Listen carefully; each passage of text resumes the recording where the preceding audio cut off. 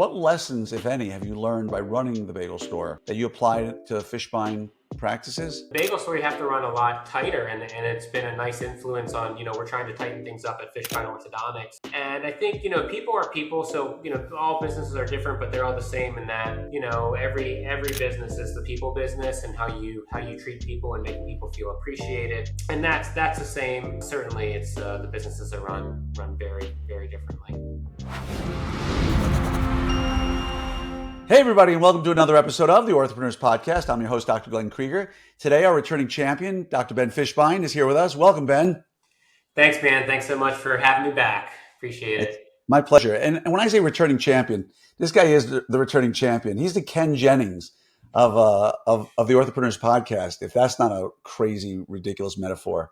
But you've all come to know who Ben Fishbein is. If you haven't heard about him at this point of the game, I'll let him describe himself in just a minute. But he's one of those people in orthodontics that, number one, he's synonymous with success in running a practice. And I've never, ever heard a person make a negative comment about him. Those are two things that are very rare in our world of orthodontics. And we're going to talk ortho a little bit, but we're also going to talk a lot about entrepreneurialism. So, Ben, welcome again, of course. And if you don't mind taking, whatever you want, 60 seconds, 90 seconds, and just give people a little idea about, how you ended up becoming an orthodontist, your practice life. I'm proud to say that Ben is a partner of mine in Smile Doctors. He actually played an instrumental role when I joined from some of the discussions that we'd had because he joined before me. And we'll get into that stuff a little bit today, if it's okay with you, Ben. Yeah, absolutely, man. But if you don't mind, just if you can give people like your story, your elevator pitch about who you are and what you've accomplished in ortho up until your time when you joined Smile Doctors, and then we'll jump into the other stuff afterwards. Sure. So I bought a small practice about 15 years ago. We had seven team members. Since then, we've opened more offices. So there was a span of 7-8 years where we had opened 6 to 7 new offices and grew from a 7-person team to now we're at a 120-person team. Kind of got as big as I felt like I could take it myself, and we had an opportunity to partner with Smile Doctors, and that was great. And we have continued growing since then. We've grown quite a bit since joining Smile Doctors. We've opened a new office, DeNovo office, since joining Smile Doctors, which has done extremely well. One of certainly our fastest DeNovo growth we've ever had. In the next 6 months, I have 3 more offices opening with Smile Doctors.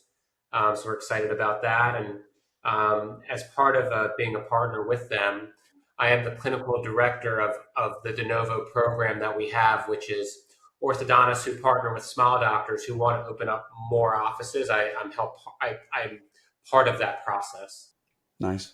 And by the way, there's so much to cover in just that one little tidbit of information you've given us, because number one of the best things, and I think one of the most misunderstood things about joining particularly Smile Doctors, was that people think, oh, I would never join an OSO. And I kind of giggle when they say it, because for 70% of the people talking, they're never going to be accepted to join this particular OSO, because people seem to think that just because you want to join, they're going to take you.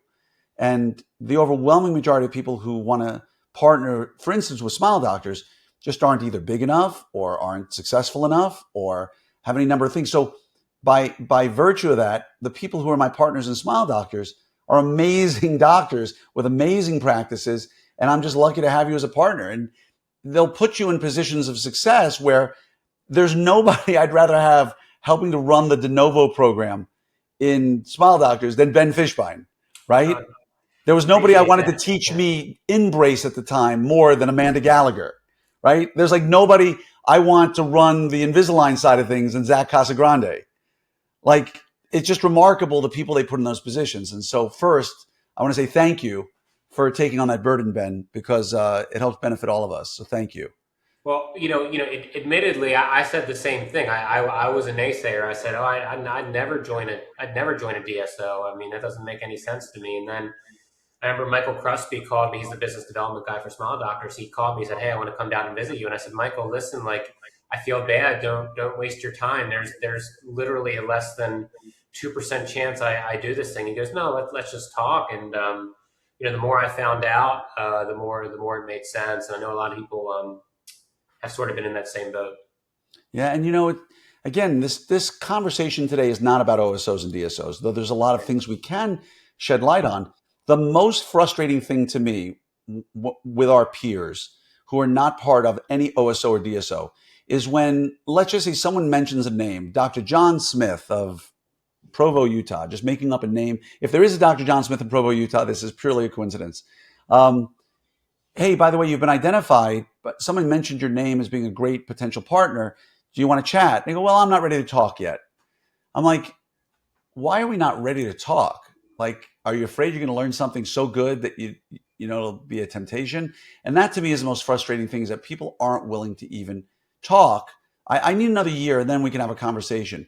I wasn't ready when we joined, but once we learned what we were worth, once we learned some of the economies of scale of joining, Doug and I looked at each other and said, you know what? This makes sense.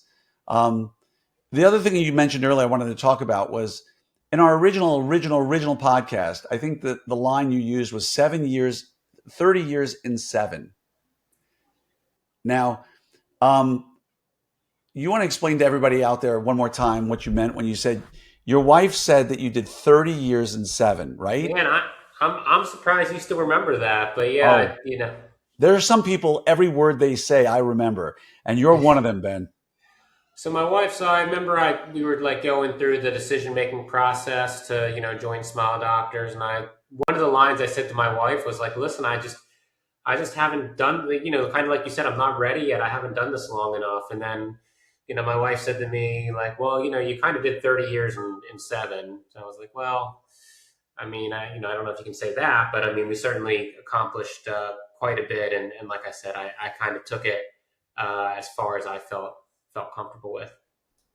Yeah, and I think the interesting thing about how you operate is that you still do clinical ortho, right? How many days a week do you still do clinical ortho?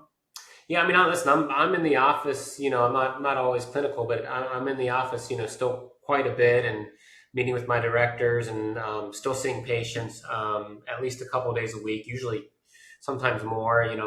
Training new doctors, covering offices, stuff like that. But I enjoy coming in the office and working hard. I don't want to retire. The work is a little bit different than when I had one office and just me, Right. but I like working. Yeah, and that's evident. You really do. And the organizational systems you've set up that you teach through Fishbein Fundamentals. If you are listening and have not been to Fishbein Fundamentals, I've been twice. It is definitely one of the best run courses.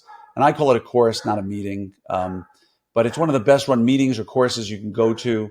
Uh, I think it covers so much great ground. And I'm a huge fan. By the way, are my dogs barking in the background driving you crazy? I can barely hear them, and I'll never be upset about a dog. So you were good. Well, You if were you're good. listening out there and you hear my dogs, too bad. I'm sorry. Yeah, you're Um, good. and so I think some of the misnomers or some of the things that people don't talk about or they talk about, but they don't really know is I would never join an OSO or DSO because of how it's going to impact my life. I'm strongly independent. I could never let people tell me what to do. What would you say to somebody who feels that way? Now that you've joined, you've been in Smile Doctors for what, 5 years? Over 5.5 years now, and I'll be with them for the foreseeable future, or be a partner with them for the foreseeable future. I would say, if you own a business and you have team members and all that, I think you have a responsibility to yourself, to your family, to your business, to your team members, to find out what the opportunities you have are. So, I would never, I've never tried to convince anyone to partner with Smile Doctors or any other OSO, but I do recommend listening, and I think if you're not listening to those opportunities, you're doing yourself a disservice. I agree. I agree. And the other interesting thing, because we're going to move a little bit now more into the entrepreneurial side of things outside of ortho. It's funny because there's an orthodontist out there listening right now who might have an EBITDA in their practice of $1.5 million, just using a nice simple round number. And, their business could be worth, 8 figures, right? They could be getting $10 million potentially as a value for what they've got. And, it's interesting. I'd love your feedback on this one, because it's curious to me how if your brother-in-law started a company out of scratch in his garage and someone came to offer him $10 million and said, keep working it for 2-3 years, and then you can go open another business if you want to. That's the American success story, right? That's entrepreneurialism at its best. And Yeah. yet with orthodontists, somehow they equate that as being problematic. I like treating patients too much. Well, nobody's telling you to stop treating patients. Like, I like Right. doing ortho too much. Well, nobody's telling you. But the American dream is build a company, sell it for significant sums of money, and then go open another company, or continue working in that company and, have some equity deal or something else worked out. Am I crazy for thinking this? Am I alone here, Ben? Or have you ever mused that yourself? No, and listen, I think it's a win either way. I think, OSO sort of changed the pathway of the orthodontic career, where everybody worked until they couldn't work anymore. I mean, they held their Right. practice up until the day they couldn't do it anymore, and that was the way everyone did it. That's the way, when I took over my practice, the guy, he literally couldn't do it anymore. And that So when people see that and they're used to that, and that's what they think their life path is going to be, and then all of a sudden, these opportunities come along. I think it's tough for people to change course when they already have something set in their mind. And it's a great point you made, by the way. I never really thought about it like that. That historically people worked as orthodontists, and like the generation before us, or 2 generations ago, I mean, they worked until they were nearly dead, right? Many of them distressed sales because the doctor passed away and someone had to sell it. Um, and I just don't see millennials in that same boat. I don't see millennials. Actually, there was a great book called Why, like the letter Y, Why Size Your Business, talking about how the millennials, when they came into the workforce, were literally one of 4 generations in the workforce at the same time, from Gen X and the Greatest Generation and all these other things were going along. And one of the things, this guy who was an expert, and he had polled tens of thousands of Gen Y or millennials, was that to them the idea of working in the same company for 30 years and getting a gold watch was unthinkable, right? The idea that you're going to be working for IBM your entire career and retire from IBM was almost an unthinkable thought for most millennials. They wanted to change jobs every 5 to 7 years. They want to travel a ton. Their social capital is travel. It's not the massive home and the fancy car. Now, there are exceptions, obviously, in this, but generally social capital was, instead of saying, look at that guy driving that really nice car and going to that really cool country club, and one day I'm going to drive that car and I'm going to belong to that country club and I'm going to be cool. It's more now, I'm going to say some names which are not necessarily the coolest, but, wow, check out those photos that person has from Burning Man. That looks so cool. One day I'm going to come to Burning Man and I'm going to be cool. Or look at those pictures from Ibiza or from the Maldives. They look like they're having a really good time. One day I'm going to do that. And the social capital became about travel and switching jobs every 5 to 7 years. And I think if you ask me why OSOs are burgeoning at the right time, it's because the generation of orthodontists who are joining, the young Gen Xers and the Gen Ys, the millennials, are custom fit from a social perspective to change their job and sell their thing and move on. Am I crazy here? I mean, I know. I mean, I don't think you're crazy. I think that's part of it. I think there's a lot of different factors, but I mean, orthodontics is interesting. I mean, I think one of the good things that OSOs do is they are able to provide a lot of associate jobs. I mean, there were years where in orthodontics where it was really tough to get an associate job, and now associate jobs, because of OSOs, are paying more than they've ever paid before. I worked somewhere. My first job, I was getting half of what, It's crazy. less than half of what the doctors are getting now. So Yeah. And again, I think working in a corporate job of some sort, and not, there's a difference between the practices I worked in as a corporate job versus the OSOs, because the Smile Doctors OSOs, generally speaking, the doctors have good practices with good systems. And, it's a different than when I was the one doctor a month in the GP office and I was working with GP assistants and, alginate. right. Um, But one of the things that I was told when I joined, which is it's a good segue into our next segment, was that when you get this huge payout of joining, and you and I both joined back in the day when 100% of the practice was purchased, as opposed to the more modern Smile Doctors approach, which is a joint venture model, where they buy a portion of your practice and you still get a significant portion of profits. Back then, I was told, and I think you even validated, I remember Chris Benson validated, when suddenly you have all this money in your bank account, you're going to see these opportunities to do things that you never saw before. And I remember you telling me that. And, you would agree with that. That was a true statement? Yeah, it's still true.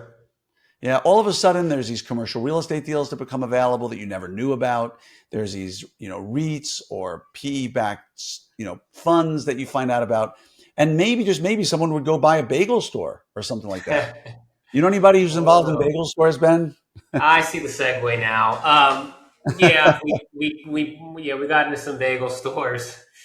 Restaurants are tough, but yeah, we have. I bought a bagel store. I opened up a second one. We're opening up a third one.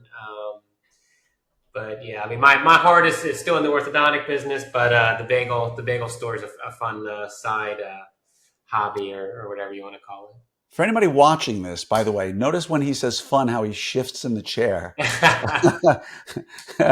But there's a whole line of bagel stores. I don't remember where it was, called Benny's Bagels. I mean, it's like custom. Okay. It's already custom made for you, Ben, to buy Benny's Bagels.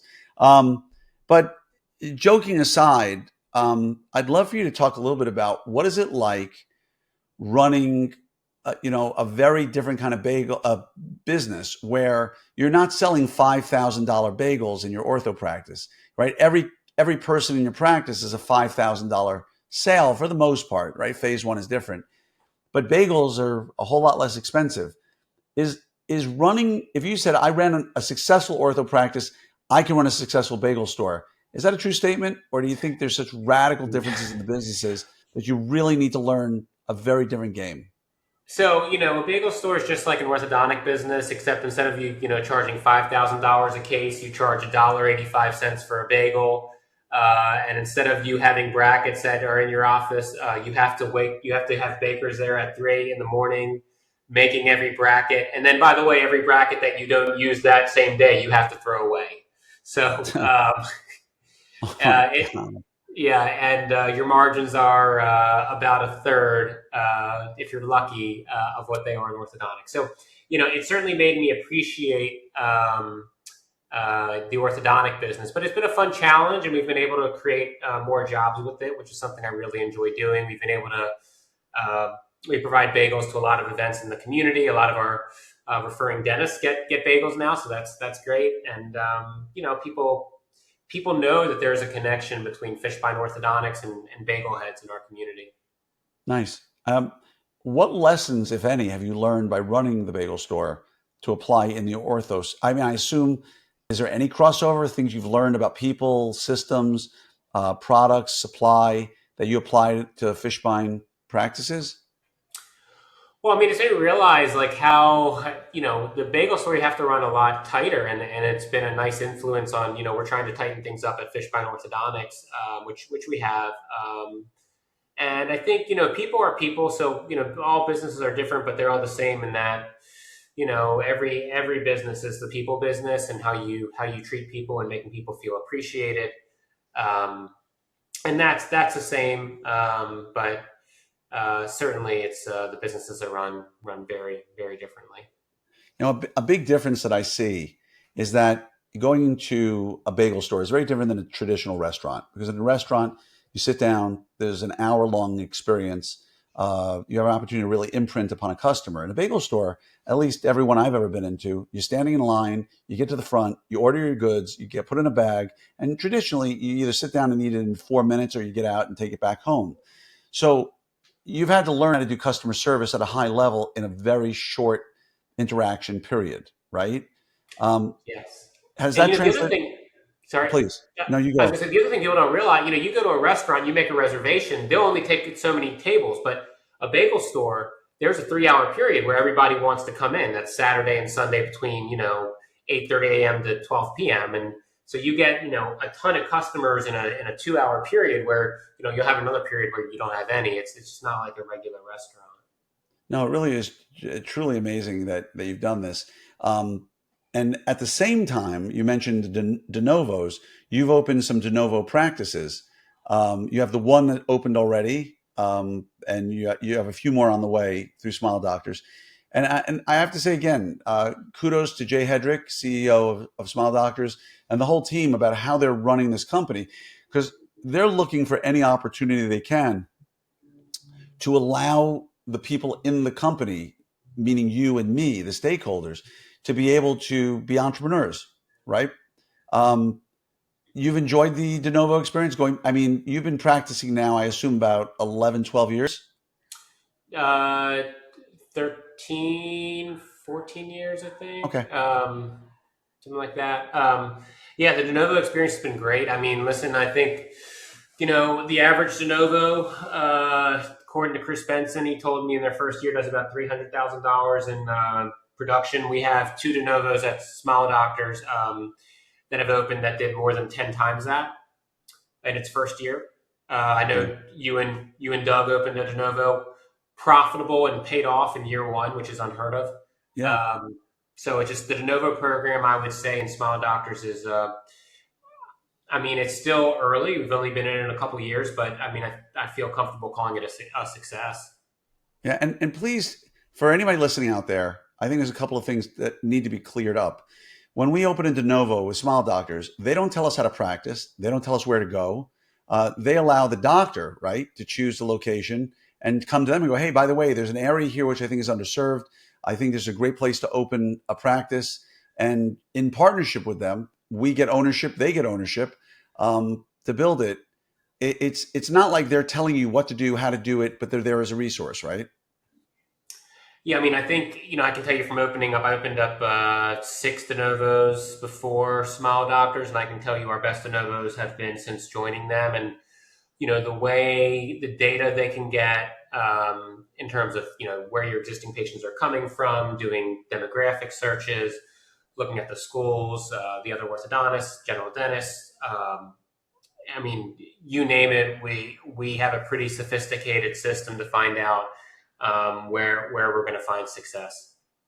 Yeah, and like you said, with Doug and I opening ours, I heard somebody complaining, I'm stuck at 1.3 million a year. I can't get past this. I don't know how. You know, Doug working one day a week, has done more than that. Uh, in the first year alone, all the construction debt is paid off. Everything's paid off. It's already become profitable. We're already making money from it. And I think in today's day and age, if you can find that market to open something, whether you're associated with an OSO or not, um, would you say there's a little bit of, if I could go back to high school, knowing what I now know, I could rule the high school? Do you feel like there's a little bit of that? If I could go open a de novo, knowing what I know now after 14 years in practice and, having opened a bunch, you think there's some of that there? I do. I mean, listen, I think the way you learn is through experience, and I've had a lot of experience, opening DeNovos and, working with Smile Doctors and opening DeNovos. And then, Amanda Floyd, who I'm very close with, is a consultant, and she helps open up DeNovos for people. And so I've got to see some of that. And, I think there's no better teacher than experience, right? So, yeah, I like to think I could do it better now than I did it, 13, 14 years ago. Yeah. And the funny thing about it, my conversations with doctors related to OSOs, DSOs, and I've probably had, I don't think it would be a stretch to say 300 to 500 conversations with doctors over this now, Wow. one-on-one. They stay private. I don't share it with anybody. And I steer people away from it many times because I don't think they're ready for it yet. And there are people I'm like begging. I'm like, dude, what are you waiting for? You're like a perfect, person to join an OSO, DSO. Um, I think there's so many things related to the market today that they're unaware of. Like there are many people listening right now who had no idea that you could open another practice with Smile Doctors as a partner. Now, I don't know of other ones who do that. Do you know of anybody else who allows DeNovos to open who helps partner in that? I don't know of any. No, I don't. I don't know of any. I don't know. I don't think anyone's doing it like we're doing it. To be honest. Yeah, and so it's a big world out there, folks, and there's a lot going on, and it behooves you to get all your information. I always equate it to telling a patient who's going to go get surgery, go see the surgeon, talk to them, learn the pros and the cons, the cost, the post-operative sequelae and what have you, and then make a decision, as opposed to, no, I don't want surgery. Well, do you really know what you're saying no to? And then when they're 50 years old, they go, if only someone had told me. Well, someone tried to tell you, but you didn't want to listen. From an entrepreneurial perspective, this is going to be a tough question for you. And you have every right, Ben, you've earned it in my book, to say, you know what? I don't want to answer this one. It's a tough one. Is there any one thing in your life, entrepreneurial speaking, that the greatest, let me just put it to, what's the greatest negative lesson, if there is such a thing, that you've learned in your entrepreneurial journey? Something you go, God, I would never do that again. Or I did that and I was like, oh my gosh, I can't believe I did that. Or, because I've got more than a few that I could think of off the top of my head. Something I would not do again? Is that Something, the question? or a great lesson you learned, that if you were talking to a young ortho, we always have these great, do this, make sure you do this. Is there anything you look at and go, whatever you do, don't do this? I think sometimes we tend to, I would say the biggest issue I see is, I'll call it analysis by paralysis, where, sometimes you don't make a decision because you can't, and making no decision is a decision. And, there's a line by Mark Zuckerberg, just move fast and break stuff, and you're going to make tons of mistakes along the way. And I think, I understand orthodontists generally don't like to be big risk takers. Even though I've opened up a bunch of offices, I still consider myself a pretty conservative risk taker. But I think sometimes you just gotta go for it. You just gotta go for it, man. Yeah, 100%. I agree with that one. When I was a young dentist, fresh out of school, there was a young doctor who just opened his practice after 7 years. And I said, what's the one piece of advice you'd give me? He says, open your own practice sooner, right? Just open your own practice way before you think you're ready to open your own practice. Well, I would say that, but now the thing is, the associate opportunities are so good. Like, you look at the associate opportunities with small doctors, like, these guys are getting paid so much, and they have opportunity to buy equity in the press. So there's plenty of upside for them, and great, really long-term career pathways that weren't available when I got out of school. So just different. I agree. And by the way, this was back when I graduated dental school. So we're talking like 1875. Yeah. The high-speed drill hadn't been invented yet. We still had a young man. We'd pay money to pump the foot pedal to make sure the drill moved effectively. But it was great advice at the time, because, like you said, the associate opportunities weren't there the way they are. But I agree with you. Don't delay in your decisions. Making no decision is a decision. And you said that so perfectly. I think for me, it's don't go into things willy-nilly without having a plan. If you're going to do something, at least have a plan, right? All too often I see people post questions about, should I do this or should I do this? And my answer back every time is, well, what's your plan? Is your plan to have a group practice, or are you going to be solo? Because that'll answer the question for you right away. And so I really appreciate you, Ben, and everything you bring to the table. Like I said, you're one of the wisest, quietest, humblest people I've ever met, considering what you've accomplished in this world.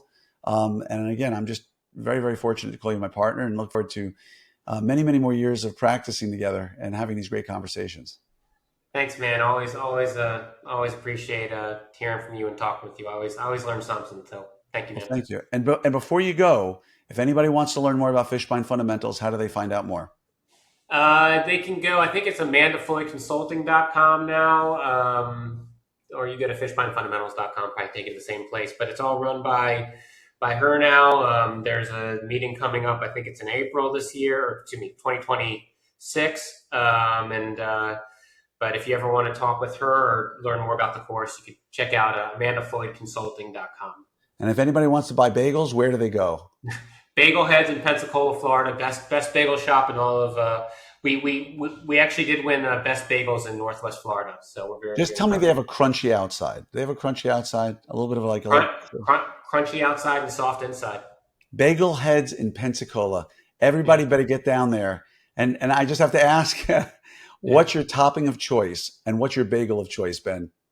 I'll tell you what, we have a sandwich called a Lox Works, or Lox is really good.